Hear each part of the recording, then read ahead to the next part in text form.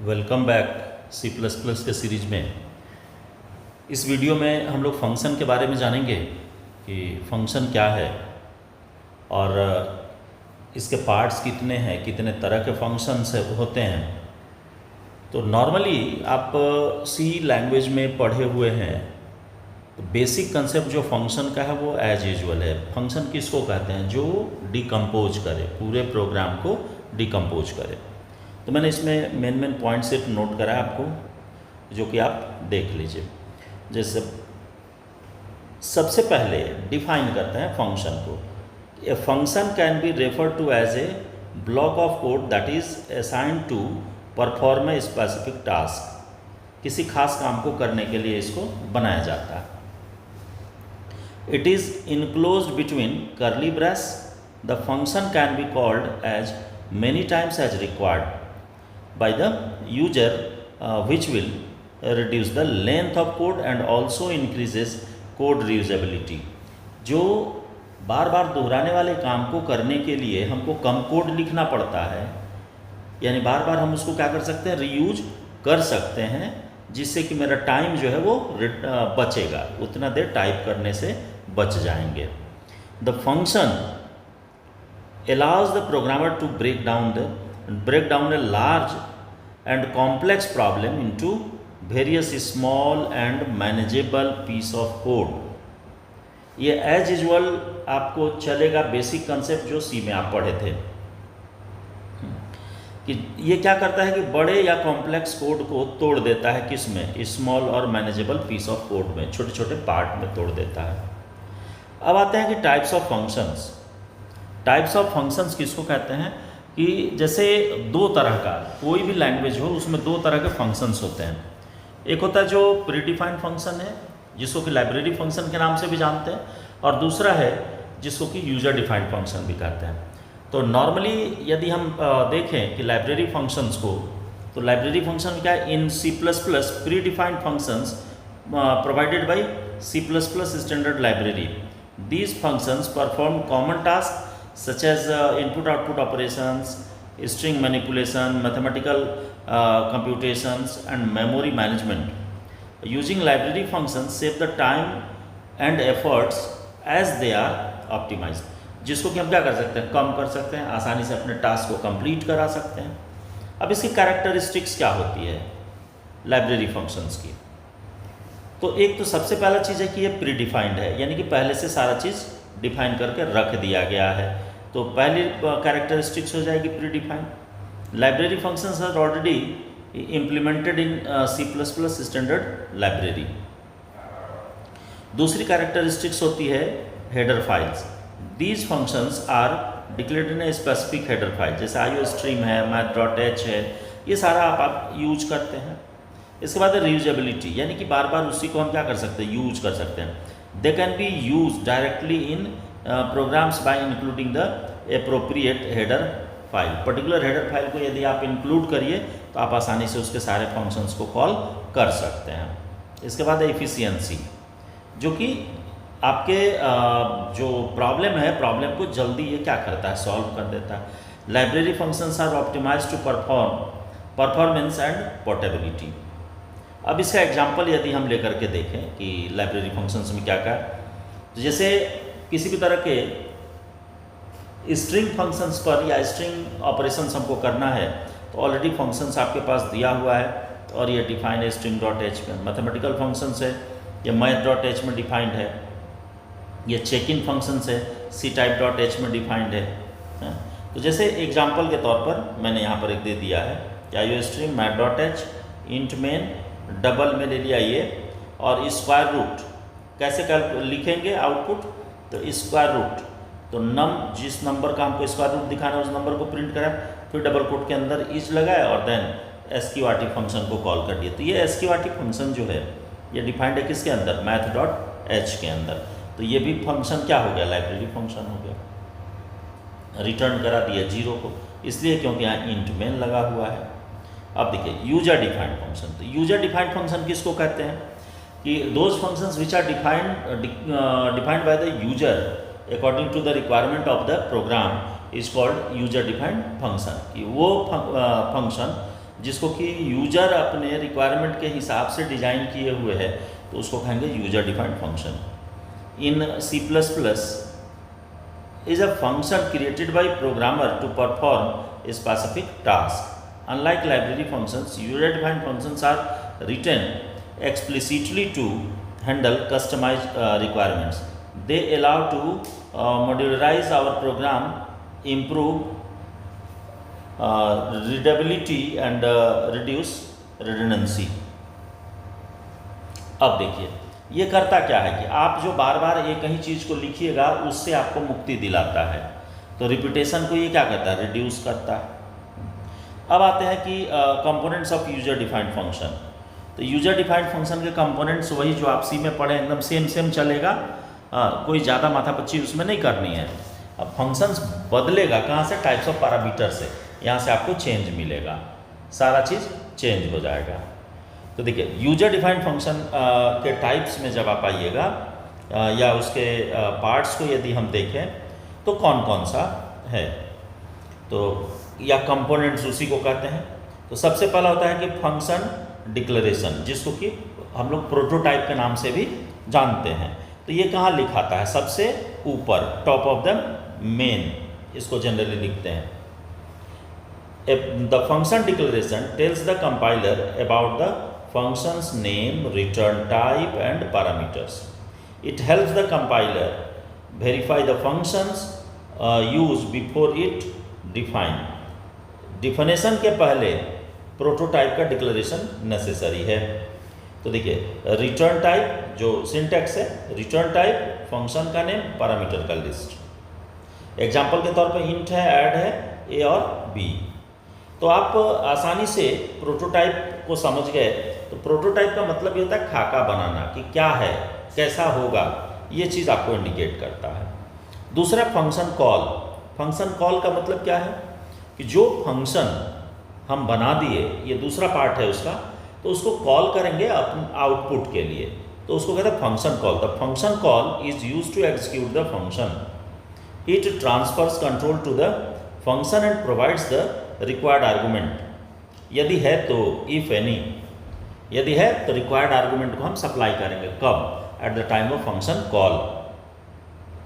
इसका सिंटेक्स होता है फंक्शन नेम और आर्गूमेंट का लिस्ट। यदि वैल्यू रिटर्न करेगा तो यहाँ पर वैर देना होता है, वेरिएबल, कि ताकि इस फंक्शन के द्वारा जो रिटर्न किया जाए वो आकर के वेरिएबल में स्टोर हो जाए। जस्ट आप नीचे एग्जाम्पल में देख सकते हैं।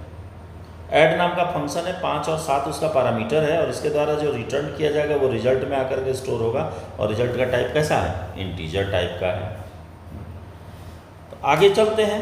तो अब आते हैं कि एक्चुअल एंड फॉर्मल पैरामीटर्स, ये चौथा पार्ट है।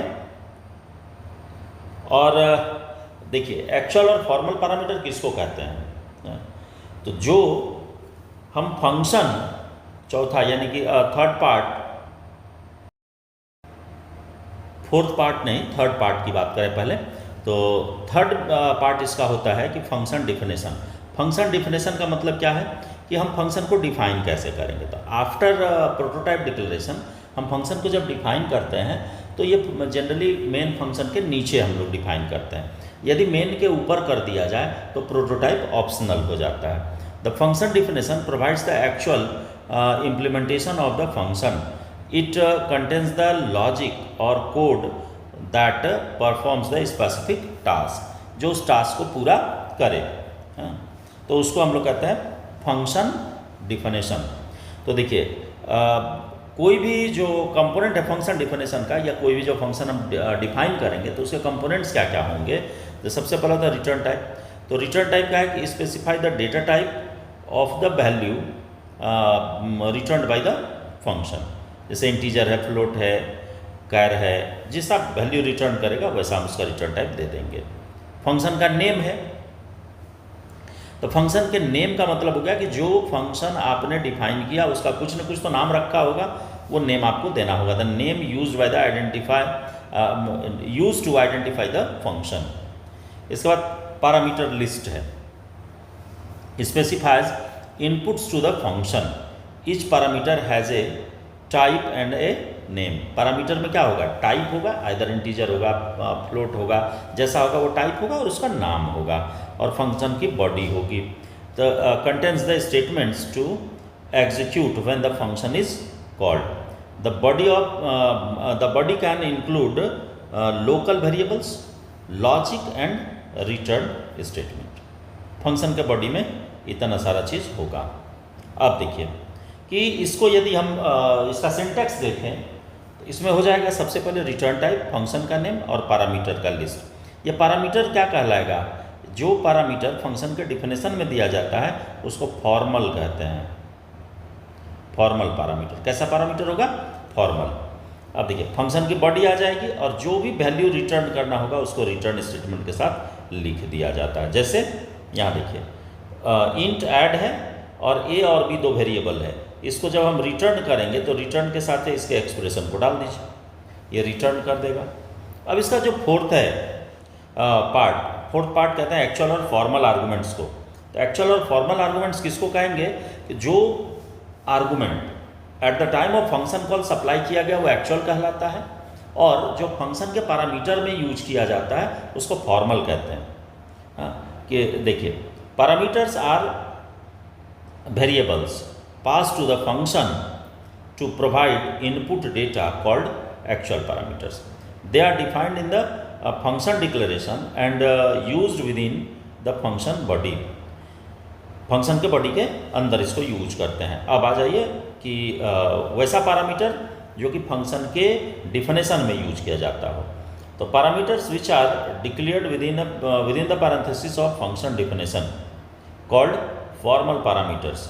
Formal parameters are the photocopy of actual parameters. जो फॉर्मल है वो फोटोकॉपी है किसका, एक्चुअल पैरामीटर्स का।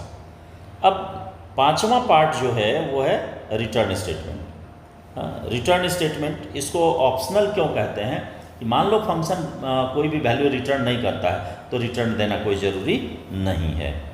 The return statement is use to return a value from the function to the calling code. If the function has a value return type, the return statement is not needed. यदि कोई value मान लो return type उसका void दे दिया गया तो इसका मतलब है कि वैल्यू कुछ भी रिटर्न नहीं करेगा। अब इसका पर्पस क्या है कि to send the result of the function computation back to the collar,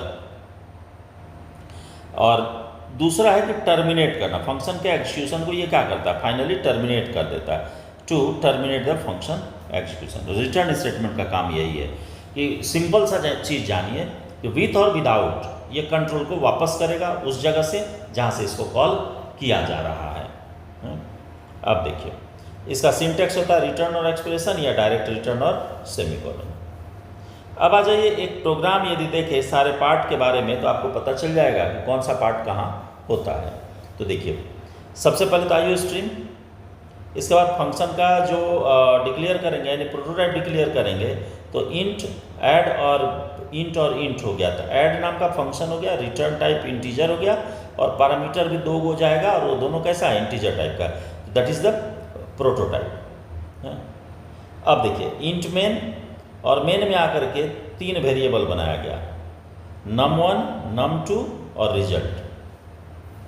अब यहाँ पर num1 और num2 को पास कर दिया, num1 में है 5, num2 में है 7, ये दोनों पास हो गया। तो ये num1 num2 जो है ये कहलाएगा एक्चुअल पैरामीटर, मैंने यहाँ मेंशन कर दिया एक्चुअल पैरामीटर।